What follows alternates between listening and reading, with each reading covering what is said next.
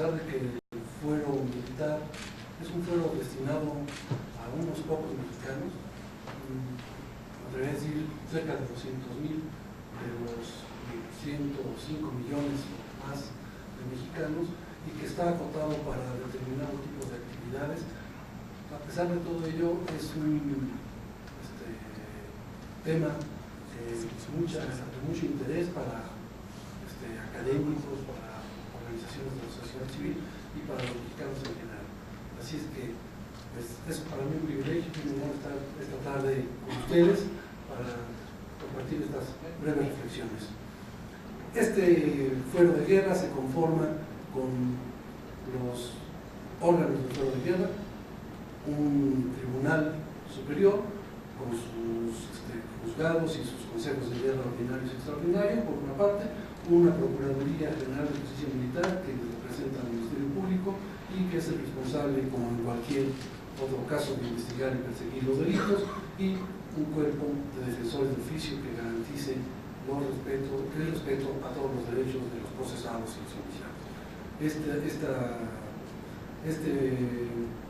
Esta conformación del fuero de guerra podemos advertir que es similar a la que existe en los otros dos fueros. Hay una trilogía procesal, un equilibrio entre las partes, es una jurisdicción especializada, insisto, porque quienes conocen de estos asuntos son militares que han estado también en filas.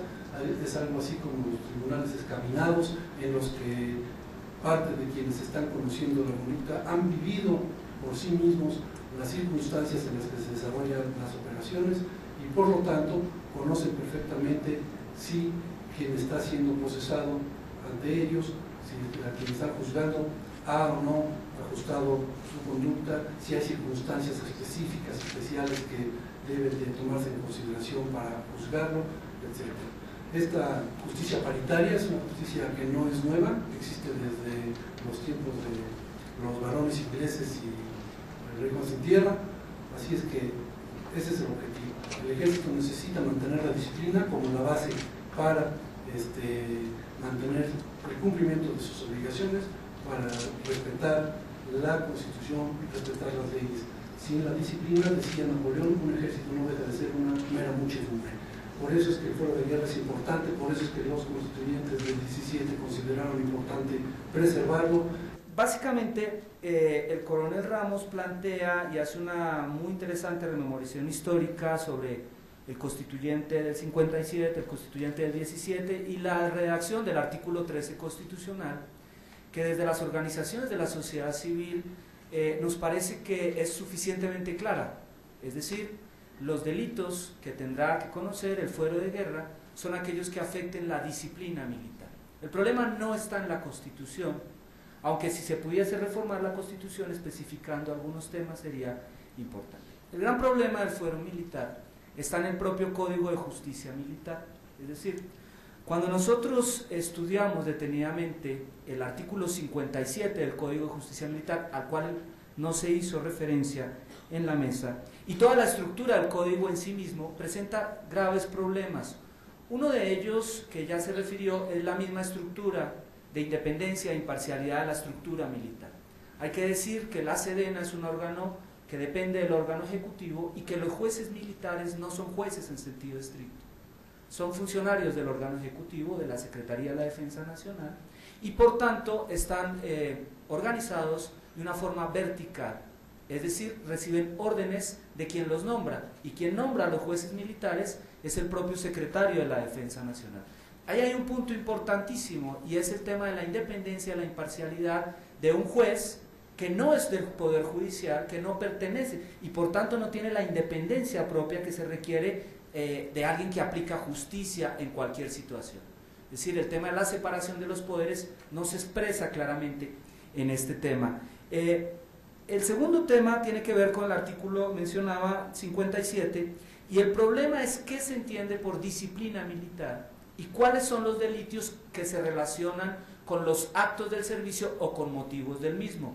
Ese es el gran debate que hay, que se ha venido aclarando, y básicamente el tema señalado es que el artículo 57 establece que serán delitos del orden militar aquellos cometidos por militares en el momento de estar en servicio o con motivos o actos del mismo.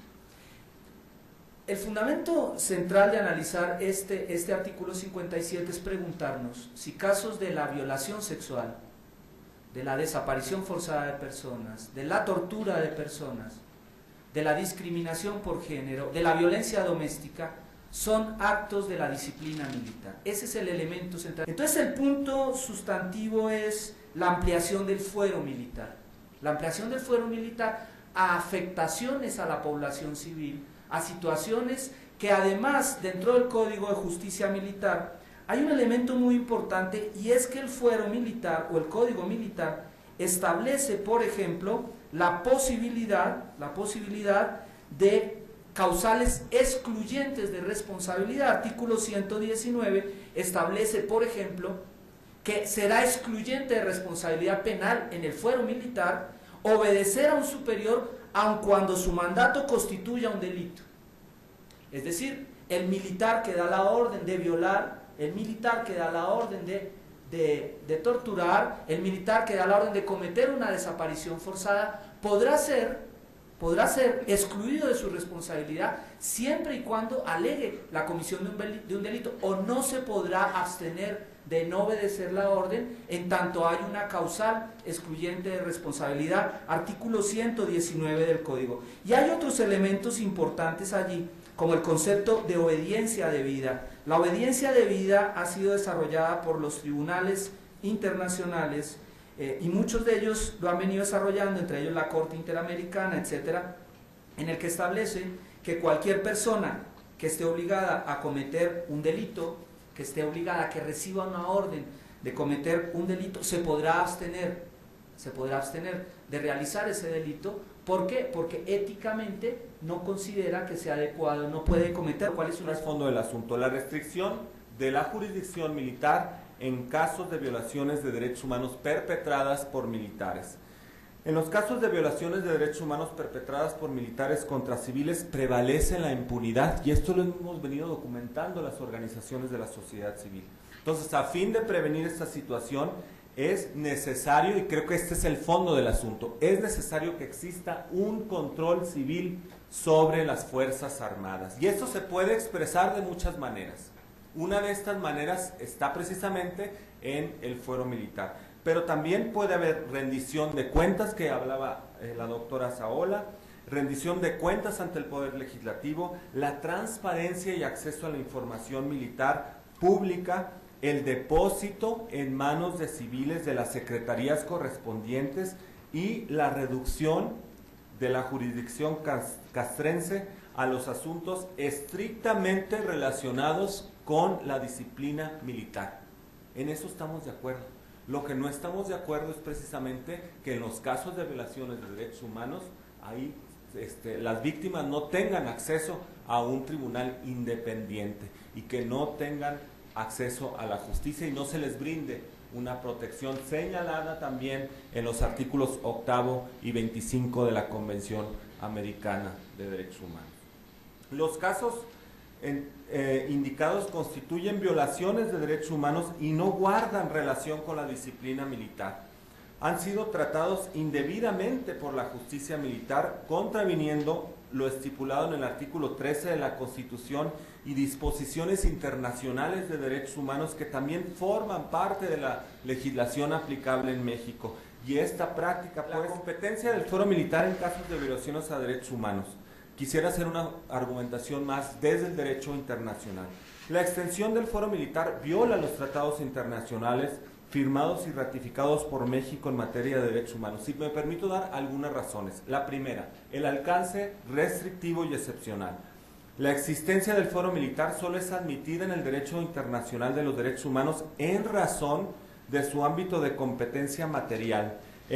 Dicen alguna jurisprudencia de la Corte, en un Estado democrático de derecho tiene un alcance restrictivo y excepcional, está encaminado únicamente a la protección de intereses jurídicos especiales vinculados con las funciones que la ley le asigna a las fuerzas militares, es decir, el enjuiciamiento de militares por la comisión de delitos o falta faltas que atentan contra bienes jurídicos propios del orden militar. Y en este mismo sentido también se han pronunciado la Corte Europea, la Comisión Africana de Derechos Humanos, al delimitar el ámbito de competencia de la jurisdicción militar a infracciones estrictamente militares cometidas por militares. Otro asunto es pues el derecho a un recurso efectivo y a la protección judicial, que ya lo había mencionado, y hay mucha jurisprudencia, muchos casos concretos que también hablan de esto.